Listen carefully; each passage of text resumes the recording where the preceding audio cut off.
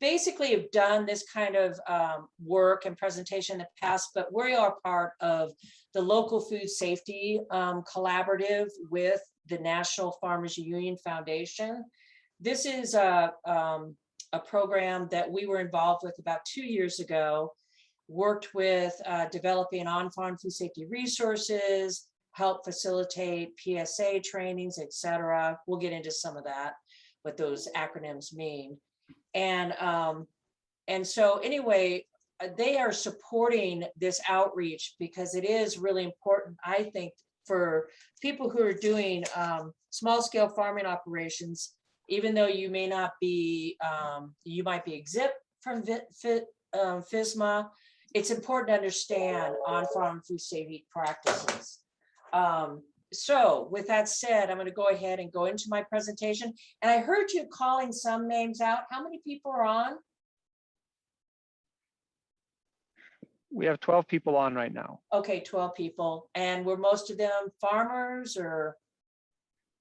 So we have a range of producers, farm and market growers, and community stakeholders who are providing food to, say, elders in a tribe or other subgroups. So we want to make sure that the food we provide is safely processed. Okay. Okay. So again, thank you for that. And I am JanTusick. As I mentioned before, I am the director and manage a food processing facility, Mission Mountain Food Enterprise Center. We process local squash is what we're doing this week. We do local food production and processing in collaboration with the Western Montana Growers Co-op. We're also a food and ag center for the state of Montana, which means that we work with food businesses in their business development. And because food businesses are a unique sector, you have basically there's a different regulatory labyrinth to go through when you develop a food business. So we do a lot of that work, help people understand who's the regulatory world they're interfacing with and how they can meet that regulation. I gave a little bit of overview on the local food safety collaborative. Again, this is a national program, and it's supported by FDA. And there's probably about 25 partners in the collaboration. So it's really great to be able to, we have quarterly phone calls that we can engage and learn from one another. So it's been really, I feel an honor to be part of this collaborative. Montana Farmers Union is the lead organization here in the state of Montana that represents us in this collaborative. So as a member and board member of Farmers Union, I was invited to be part of that. So this is just, again, just kind of the focus is to support, the food safety needs of small scale diversified growers and processors. Education and knowledge is what we're really trying to share. So that's really what most of this information I'm going to present today will be, sharing resources and how you can access some good tools to move food safety planning ahead. So Farmers Union, just on their site alone, they have some really good resources. And I apologize for the little writing on this. This is a snapshot from their site, but if anyone is interested to go to their website and look into some of these resources that they are gathering from all these different partners. This is where they are housed. It's a great opportunity to be able to visit that. I have the website at the end of the slide. So I do have to do a disclaimer here because this is funded by FDA, and FDA has been very, very, precise in making sure they knew this was going to be a broad network of educators and resource providers. So they just want to make sure that people understand that they are not the owner of the materials or the blesser of the materials. And they've asked us all to make sure we share this disclaimer. So I just shared it. Okay, so let's go into the meat of this. On-farm food safety and why. I think just a little bit of history here. In 2011, when FDA authorized the Food Safety Modernization Act, it was a new game for agriculture. Because prior to that, for commodity agriculture, for raw production agriculture, there was no regulation. You could grow field lettuce, carrots, potatoes, beets. You could pull them up out of the ground and you could put them in a box and you could sell them to whoever you wanted. And the only regulator you might have been bumping it up against would have been the Department of Agriculture if you try to go out of state with that. And it was basically you know, kind of a law that regulates commodity movement among state to state. So you had to be over a certain amount of sales to even be, you know, discovered under that law. It's usually addressing large, you know, distributors that are moving vegetables, buying and selling vegetables, and that's really what that law is designed for. So, you know, really, you know, a grower, small scale grower, those are the ones that we usually work with, could grow and sell vegetables as freely as they wanted to, and to anyone they wanted to. So when FSMA, Food Safety Modernization Act, came along, it really did step into play that they were going to regulate the sale of agricultural products. And these, again, are raw agricultural products. But they did wrap in into that law several other layers of regulation, which we'll get into here in a little bit. So it just basically, the why is, well, now we have to think about it, you know, especially if you aren't exempt, or, you know, if you're a non-exempt farmer, then you definitely need to think about it. You're mandated by law to adhere to this regulation. Another thing is there are more and more buyers demanding some level of food safety. Good example, we had a phone call yesterday, and we have a processor in our footprint that wants to sell to Whole Foods. And they, you know, they approached her, they love her product, but then they said, we need your third-party audit. And she is like, well, what's that? I mean, I'm in an FDA facility, I meet all the rules and regulations of FDA. I have, you know, they operate a really solid food safety program in that facility. And they said, no, we need a third-party audit. So this is the world of the food industry, and a lot of this kind of new demand, new market demand. Even though the regulatory world may not be asking that of you, the market could be asking this of you. Tomato grower in Billings called us a couple of years ago, said, hey, I've been selling tomatoes to this grocery store forever, and now they want me to be GAP certified. And so what does that mean? So again, it's just like, it became a reality for that producer who had a really good market for their produce, but the market had decided that, no, we're not going to purchase from you anymore because we need some kind of verification that you do food safety practices. And all this is being driven by liability and risk, which you're going to hear a lot from Farm Commons in the next section. So I hope you definitely signed up for that, because food can be, we're in a litigious world, and food definitely has the potential for liability if it is not processed and manufactured correctly. And we all know those stories, the cantaloupe outbreak of Listeria, the E. coli outbreak in spinach. You know, those things happen. And the insurance companies are the front wall there that get impacted by that. So their response then is to go down the chain and say, well, we now need you to basically validate your food safety practices, or the people you buy from need to validate their food safety practices. So liability and risk is like this, to me, this kind of this foundation of thought that is driving everything up above on the need for food safety. So FSMA was put in place, like I said, 2011, and there are 7 basically rules in FSMA. The main rules that we're going to be just basically doing an overview here is produce safety rule and the preventative controls rule for human food. Both of those are the human food rules that to me had the most impact. And so I'm going to go into, there's the next slide here.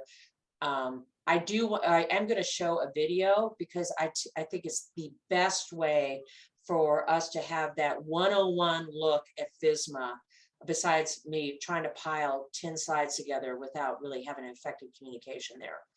But anyway, this the FSMA rule for the produce safety section is really being managed by the Produce Safety Alliance, which is housed in Cornell University. And the first year FSMA came out, there was a lot of work being done at Cornell to develop a curriculum that can help growers understand, okay, what does it mean? What does this rule mean to me? So and then how do I adhere if I'm not exempt or I'm modified exempt, which this video would explain really well. How do I adhere to this rule? And they developed this grower training course. Then they went out nationally and designated in each state basically the lead agency that would deliver those trainings. Our Department of Ag is that lead agency. And so Andrea Sarche is the coordinator of that program. And she helps organize and deliver produce, the PSA trainers for the produce safety rule, at least annually in the state. I do know that they're going to be holding one in January and that they post those on their website, which you could find from that link, or just Google Department of Ag, Montana Department of Ag, and you'll get to their website, and they have the food safety section. So these are the trainings that not only are they mandated that you attend if you are not exempt or modified exempt, but they're really good trainings. I mean, I suggest any grower take it. You'll learn a lot. You'll learn a lot about on-farm practices that are really good to practice food safety. And it also leads you through an approach that will help you in that planning concept that you can, put together for your farm. Because one of the things in the end of the day, you could just deliver to these markets an on-farm food safety plan. That could be something that you could prove to them. This is what I do to practice food safety on my farm. So with that said, I want to go ahead and play this video because I think it's been the best thing I have found that really just gives you an overview of the produce safety rule and who's exempt, who's modified exempt, and helps you really determine how this rule might affect you or not. So I'm going to go ahead and I hope this plays. Should play. Can you see it? You'll have to stop sharing, I think, and then share that window. I think you're just sharing your PowerPoint. Okay. So you'll have to maybe either adjust your sharing. My PowerPoint.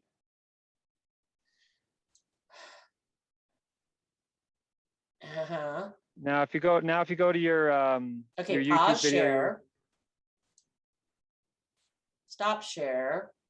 And now I'm going to share my other screen, right? yeah. Correct. Now go back to share and either share the whole screen or your Chrome or whatever wherever your video lives.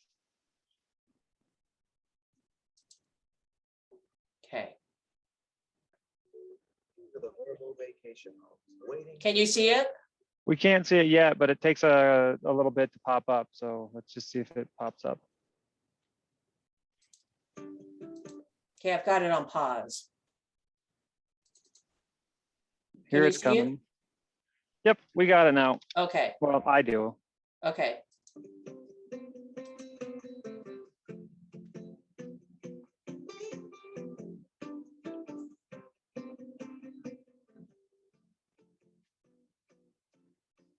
Montana farmers work hard to keep their food products safe and flavorful for consumers. In fact, the United States has one of the safest food supplies in the world. But outbreaks of foodborne illnesses caused by Listeria, Salmonella, and other bacterial pathogens prompted lawmakers to improve food safety standards. In 2010, U.S. Congress passed the Food Safety Modernization Act, or FSMA, to help reduce foodborne illness outbreaks. President Obama signed it into law in 2011, and it was placed under the authority of the Food and Drug Administration. In 2015, the FDA finalized the rules for FSMA. Now, Montana must implement these new food safety rules. There are 7 major rules of FSMA. In Montana, one rule especially affects our produce growers. This is the produce safety rule. The goal of this rule is to keep Montana produce safe for consumers. The practices within the rule are good standards for all farms to implement, regardless of size and sales. However, not all farms are legally subject to the rule. So every farmer wants to know, is my farm subject to the rule? As a farmer, you are either covered by the rule or you are not. If you are covered by the rule, you are subject to it. If you are exempt from the rule, you are not subject to it. Not all farms are subject to the rule. This depends on what you grow, who your buyers are, the purpose of your produce, and how much produce you sell. You are not subject to the rule if the produce you grow is only for personal or family consumption. You are free to grow fruits and vegetables.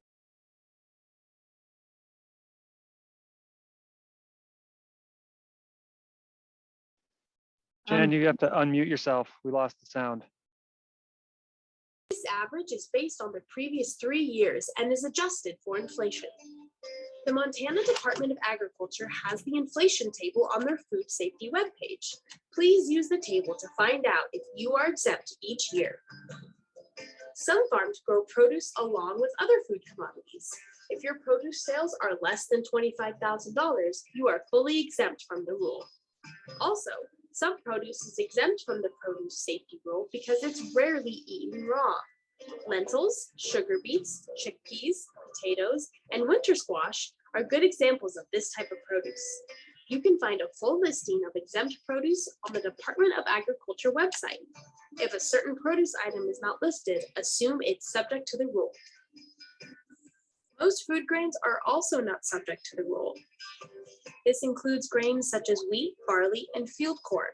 Again, if a grain is not listed, assume it is subject to the rule.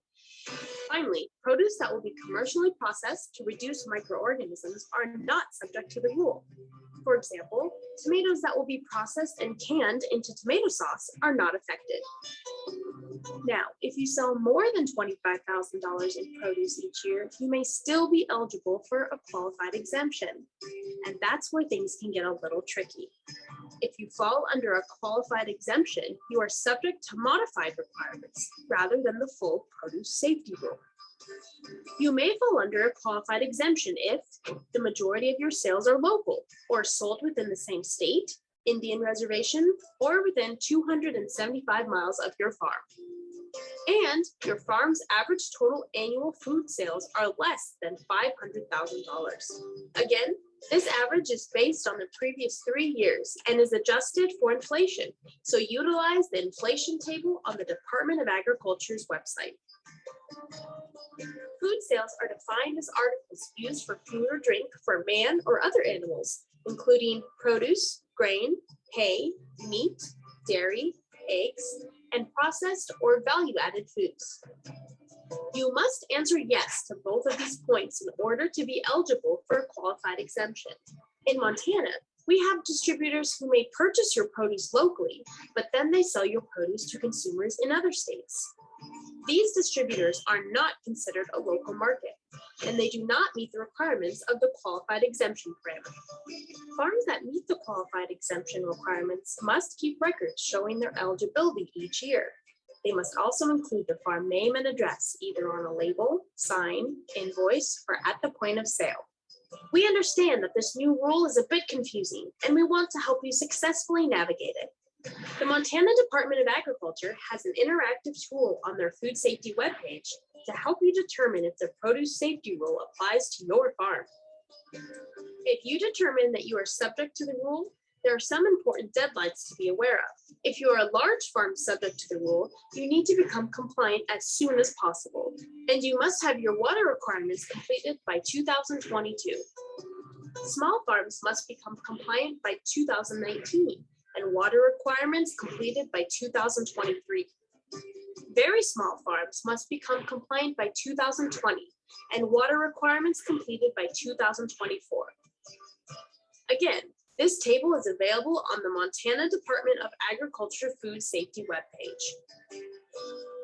We want you to be successful. Attending a grower training is the next step in fully understanding the new law and becoming compliant. Check our website for the upcoming trainings. Also, an on-farm readiness review is a free and voluntary educational opportunity that will allow farms subject to the produce safety rule to be better prepared for a regulatory produce safety inspection. This non-regulatory review gives you the opportunity to have an industry professional visit your farm and assess your implementation of the produce safety rule. These reviews are only for the benefit of the farm and are not used for information gathering purposes of any kind. You can learn more about the On-Farm Readiness Review by visiting the Montana Department of Agriculture Food Safety webpage. Again, if at any time you are unsure whether or not your farm produce is subject to the rule, please contact the Food Safety Program of the Montana Department of Agriculture. We have tools and guidance available for you. We also have materials that can help you during the next steps if you are subject to the produce safety rule.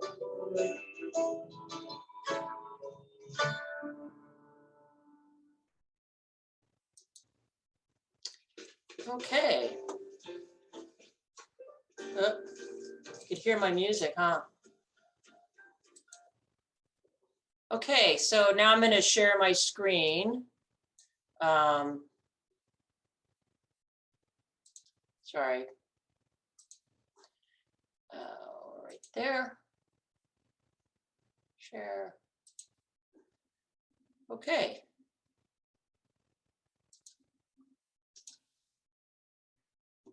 Okay, so you know, I did leave some time at the end of this, kind of going through these slides for just discussion. So if there's any questions, I, will be happy to try to navigate questions on FSMA. But as you could see, it's a pretty convoluted regulation, and it did create a lot of confusion. I think the grower training courses were the best way of trying to for producers to engage and learn. So again, I am going to highly recommend that you think about attending one of those if you have not already done so, and because they really are informative in helping you understand what this regulation is, but also some really good guidelines and practices in on-farm food safety. So let's get to the planning piece. This is where there's, to me, there's the grower training.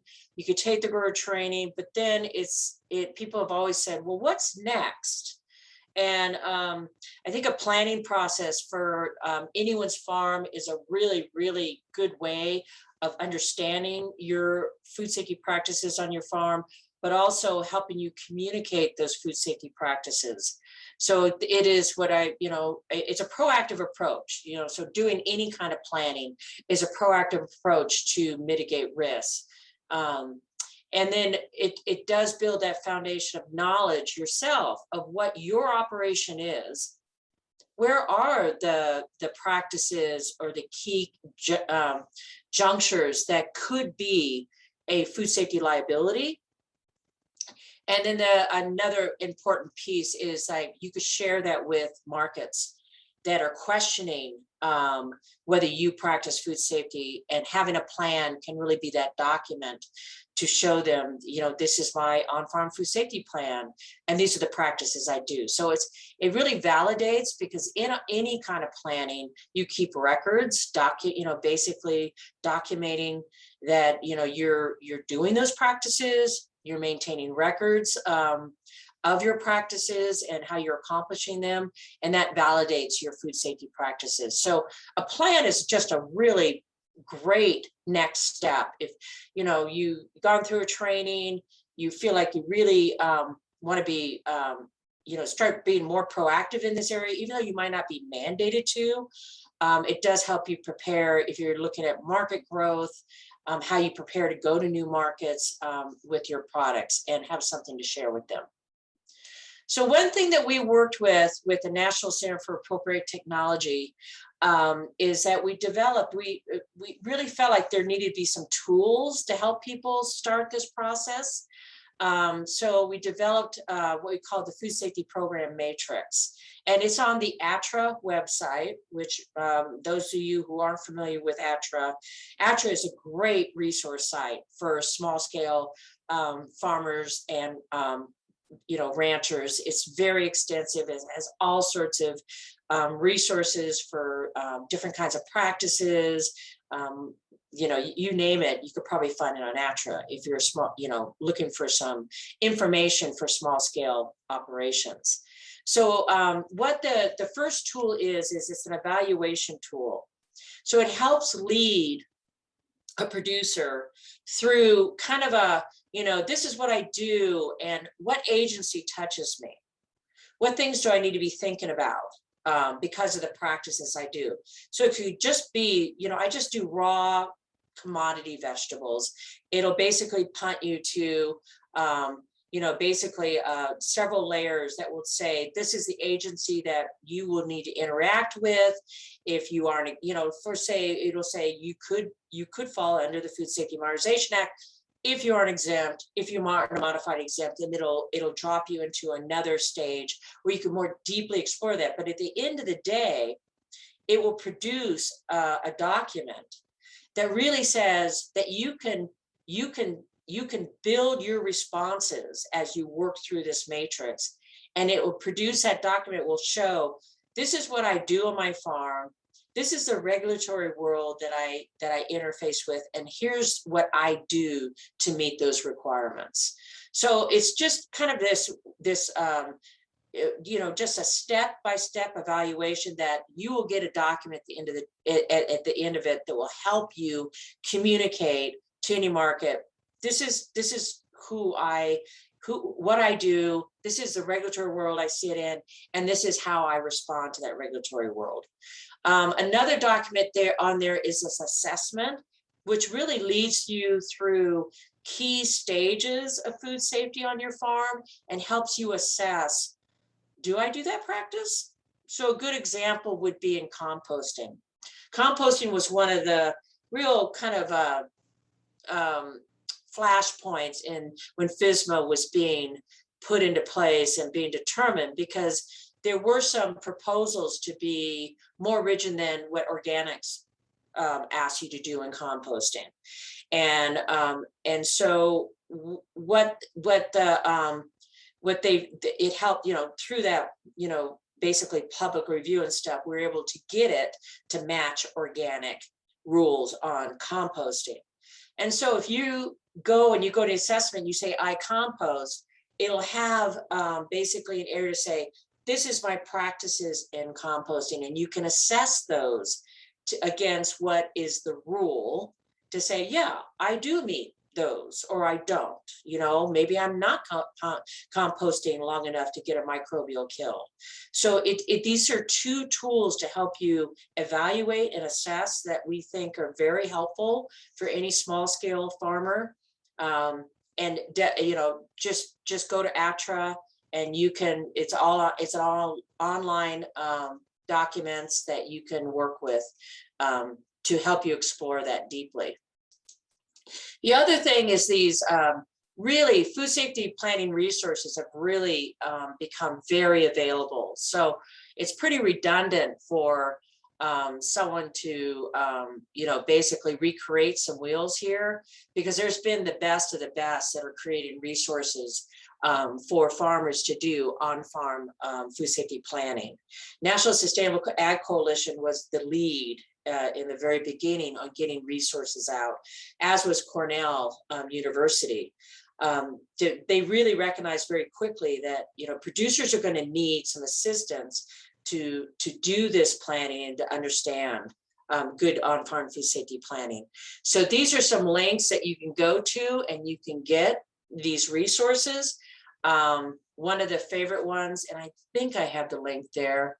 No, one of the best ones in the Cornell site is that they have these decision trees that basically for each standard in the produce safety rule, there's a water standard, there's a human health standard, there's a soil management standard, there's land management standard, and each one of those standards they've developed a decision-making tree that you can say, I'm building my food safety plan based on the standards in the produce rule, which is exactly what the grower training trains you on. Then you can go to a decision tree and you can go through and say, do I practice that or not?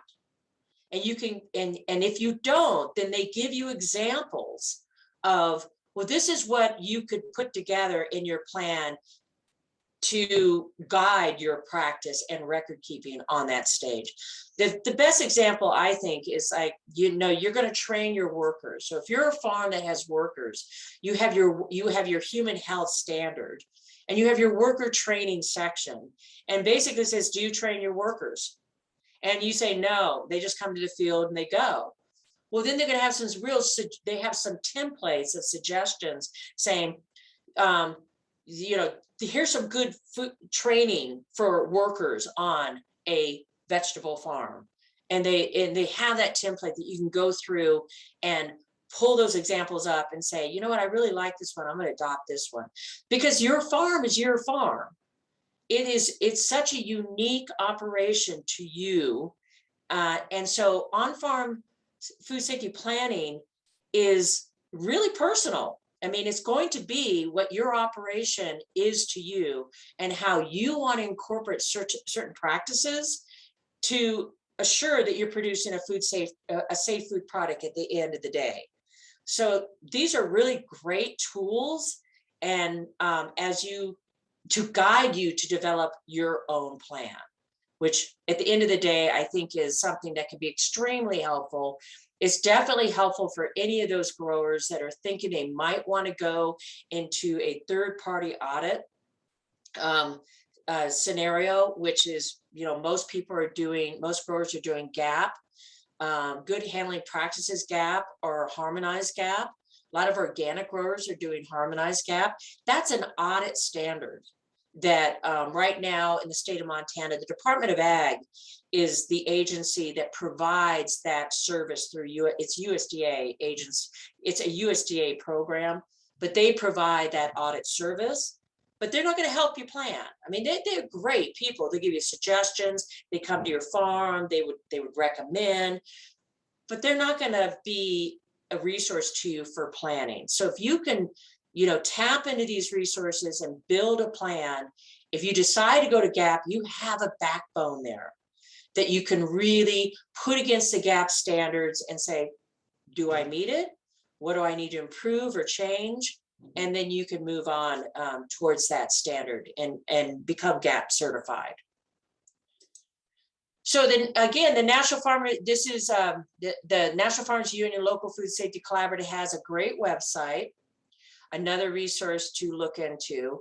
And when I first talked to Robin, I really wanted to take some time, and I wish I had more time because I was late, I apologize, to kind of have some discussion about what are people seeing and hearing out there. I just wrote a few questions here, but I'd be really interested in learning from you what you're hearing in the markets, or people you serve, sell food to, or are you not?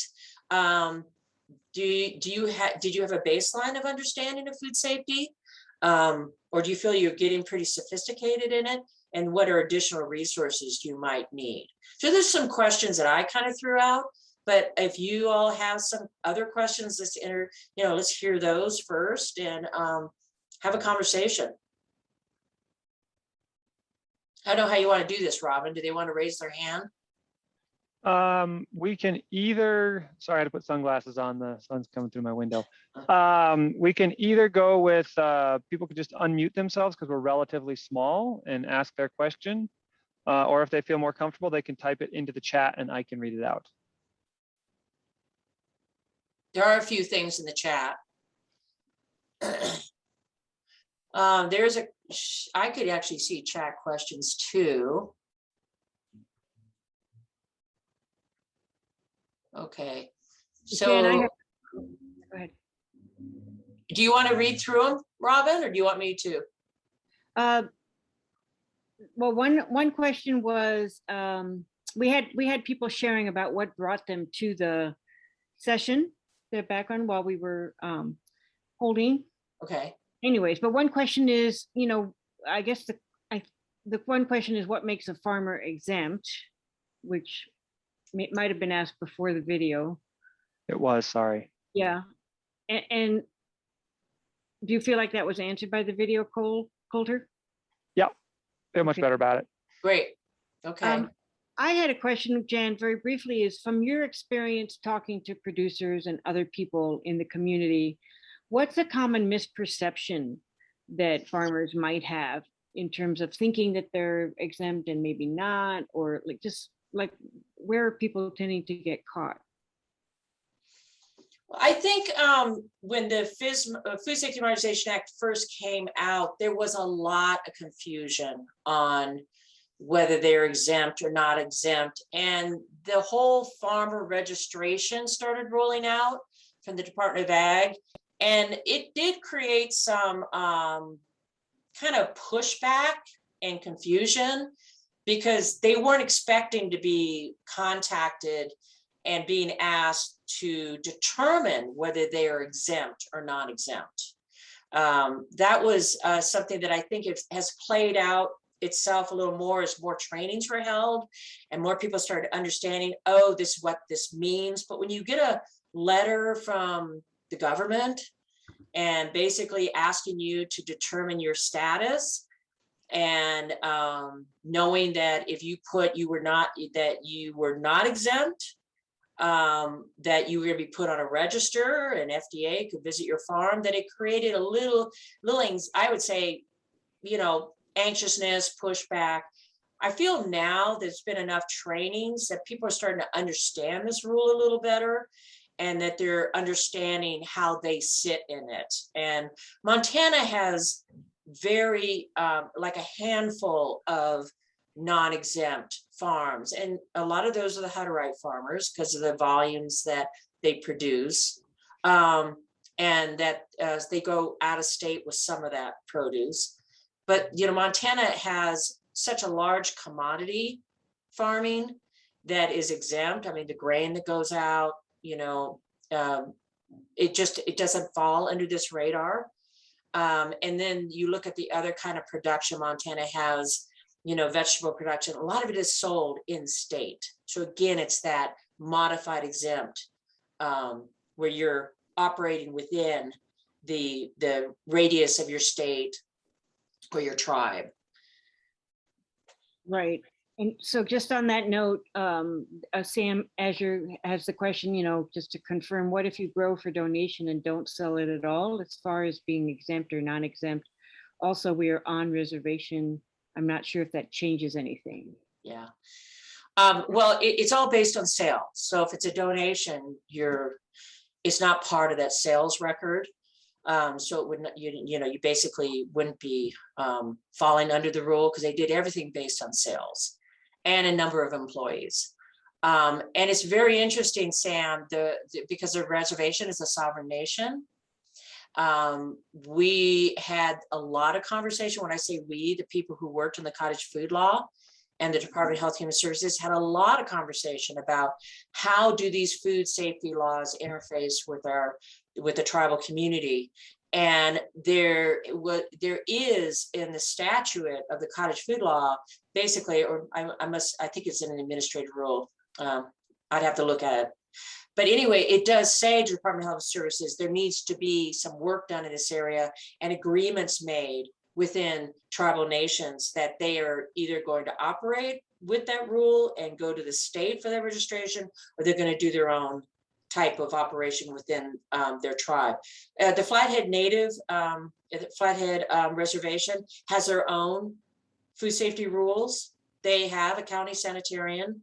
So really their food world and regulation is, a lot of it does lie within their tribe, whereas some tribal members will opt out to say, no, I want to regulate with the state. So the individual always has that choice, but I think it is where's the capacity of the tribe? Because, you know, when you're doing any food product, if you're selling a food product, I think you're always going to be wanting to know, who am I interfacing with in the regulatory world? And that's really the something that someone should discover before they even start making a food product. Mhm.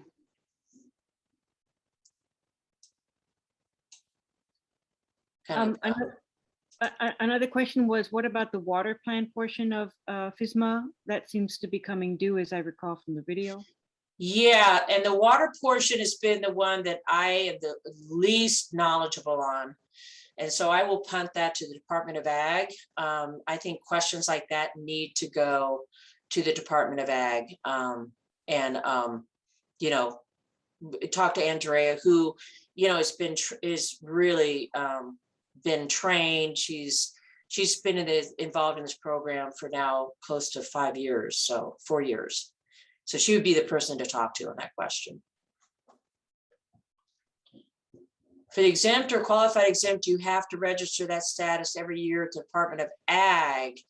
I don't know. I just know that we all got, I mean, I have a farm and I got a letter. So they are sending them out to farms. If they start again next year, you'll get one early in the year. I assume that's how they will operate.